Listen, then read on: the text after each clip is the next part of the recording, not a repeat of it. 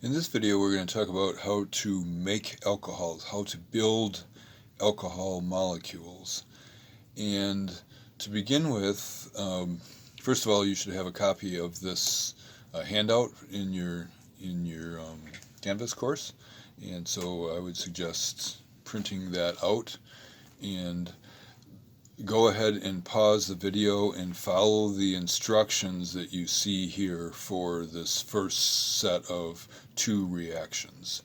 And then when you're done doing that, go ahead and start the video and see how you did.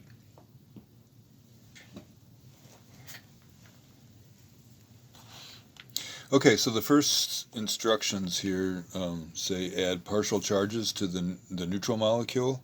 And so when we look at this starting material, we see that there's one polar bond where the electrons aren't shared equally. They're more attracted to the oxygen than they are to the carbon. And so we have a partial positive charge on the carbon and a partial negative charge on the oxygen there. And so this carbon here with a partial positive charge would act as a what? By now, this should be rolling off your tongue. You shouldn't have to think about it. Well, I can't even write here. Electrophile. It's got a partial positive charge on that carbon that can act as an electrophile, especially in the presence of something with a negative charge, which would act as a nucleophile. So we can draw curved arrows. The nucleophile is providing the pair of electrons to form a new bond. It's got a lone pair and a negative charge, so it's a really good nucleophile. So that would be attracted there and forming a new bond between hydrogen and that carbon. There's already 4 bonds to that carbon, so we break the weak pi bond and dump the electrons up onto oxygen. So the net result of that reaction then is a negative charge up there on the oxygen. We had 1 hydrogen on there already, and we formed a new bond from the hydrogen to the carbon. So that's the result of the first step there.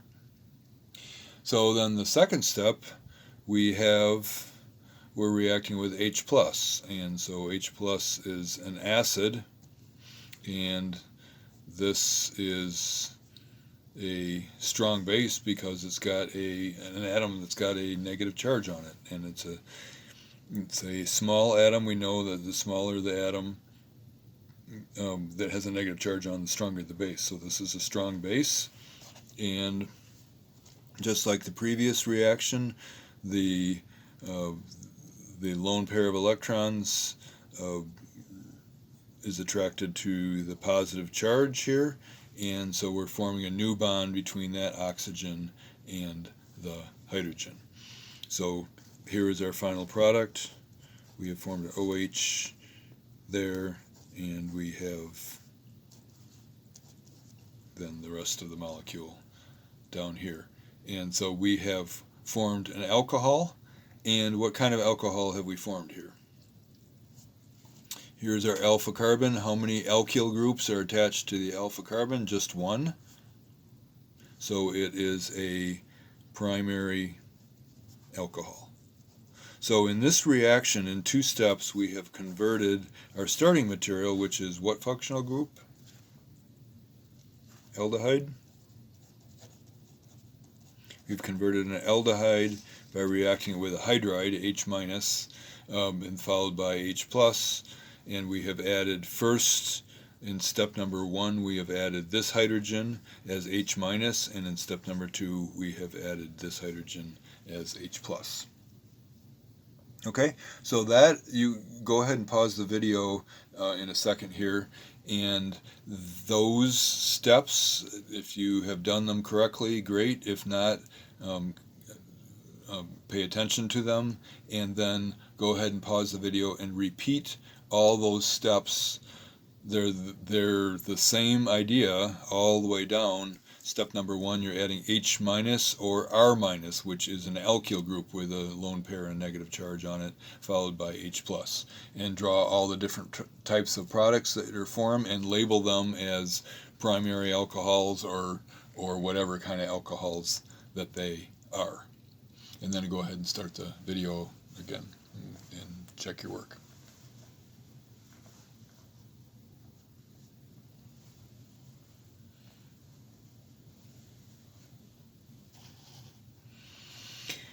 Okay, so the second reaction here, you are starting with a ketone. Hydride coming in, adding there, kicking up the electrons, forming your intermediate with a negative charge on the oxygen. So we've added this hydrogen here, and then step number 2, base attacks acid, and we end up with an alcohol. And this alcohol is different than the first alcohol because it has, on the alpha carbon here, it has 2 alkyl groups, and so this is a secondary alcohol. And so if you react an aldehyde with hydride followed by H+, you get a primary alcohol. If you react a ketone with a hydride followed by H+, you get a secondary alcohol. So the next one, we see a carbon nucleophile, an alkyl group, a methyl, an ethyl, a propyl, any kind of alkyl group that has a lone pair on one of the carbons and a negative charge. That's not going to act any differently than the H-, do the exact same thing, and we have an intermediate here with negative charge on the oxygen. We had 2 hydrogens to begin with, and then we added this R group here, this alkyl group.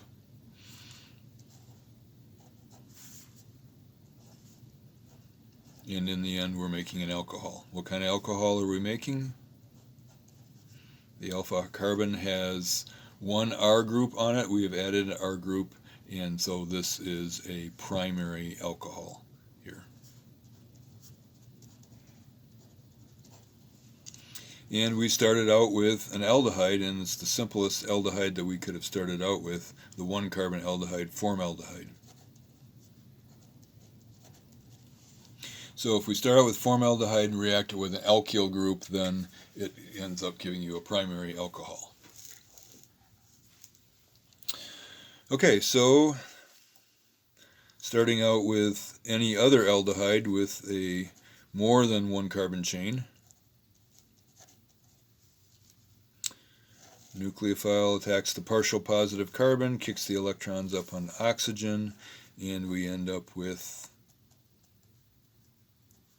negative charge there, and we have 1 alkyl group to begin with. We've added a second one, and then we had the hydrogen there reacting with H+, and we end up with an alcohol. And this alcohol, on the alpha carbon, there are 2 R groups, and so this is a secondary alcohol. And in the last case, we are again adding our nucleophile to the partial positive carbon, breaking the pi bond, dumping the electrons up onto the oxygen.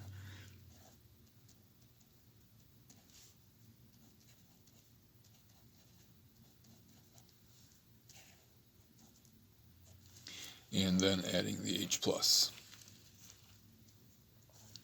And so in this case, we've made a tertiary alcohol.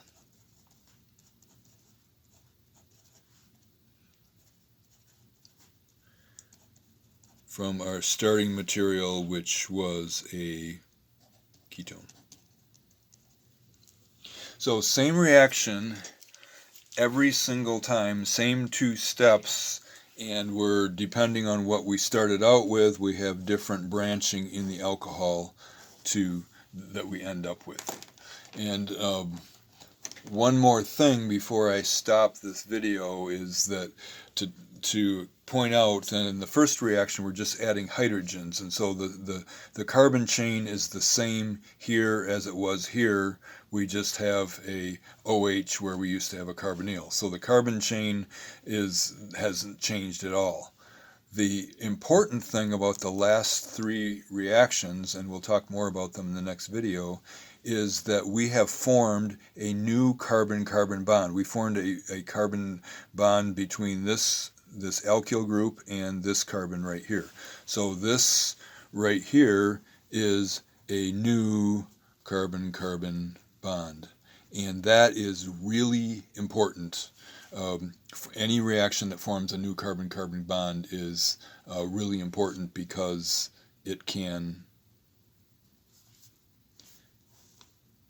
you can build larger molecules from smaller molecules. So here we have a carbon nucleophile reacting with a carbon electrophile. And that's what we'll build on.